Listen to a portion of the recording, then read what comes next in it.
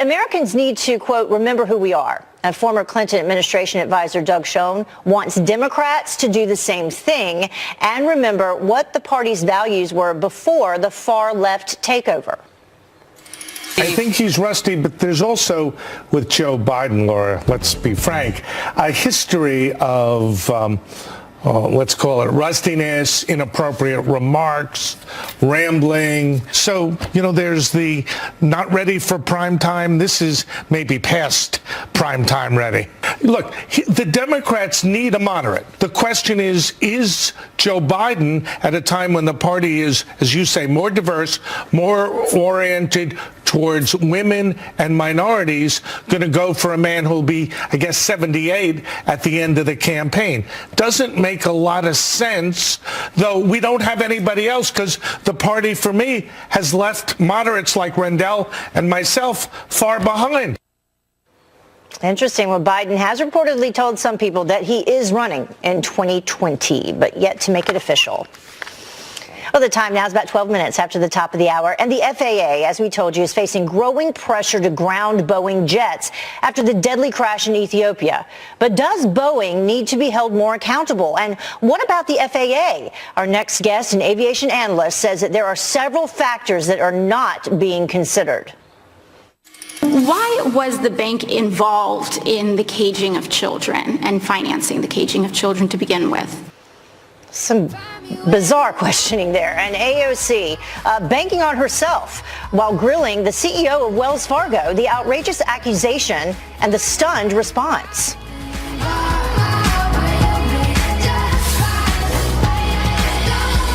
No basis to order grounding the aircraft. But with 2 fatal accidents from Boeing's jets and hundreds of lives lost, is the FAA doing enough to protect Americans in the air? Here now to weigh in is aviation analyst Mike Boyd. Mike, thank you so much for joining us. We really appreciate it this morning. Good morning. A lot of folks have questions about this, especially, if they're about to get on an airplane. Let's take a look right now at all of the countries so far who are banning or suspending the Boeing 737 MAX 8. That's a lot of them. Australia, Austria, France, Germany, Ireland, Italy, goes on from there. Why are we not on this list, and should we be? Because we're doing it properly. The rest this is like a lynch mob. The fact is the FAA is right. There is no data out there.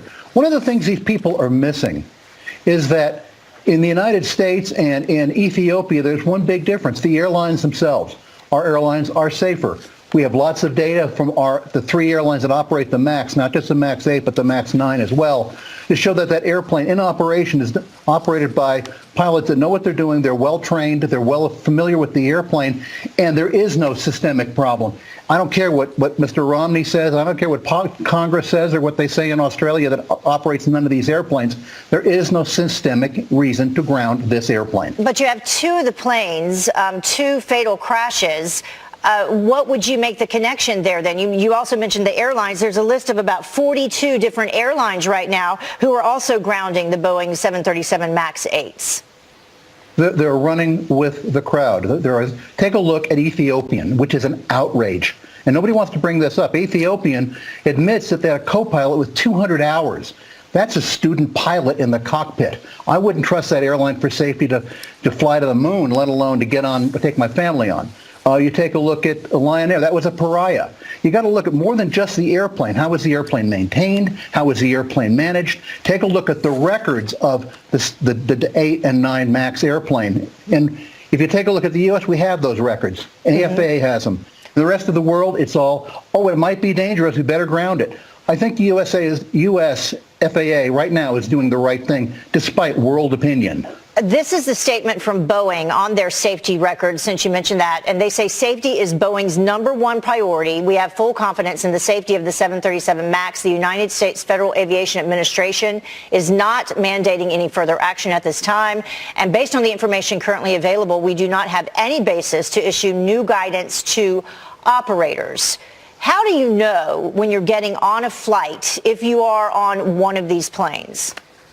You generally won't. It's a 737-800 series airplane with different engines. You probably don't. And frankly, if you're on a U.S. carrier like American or Southwest United, you're as safe as a hand-to-man can get there.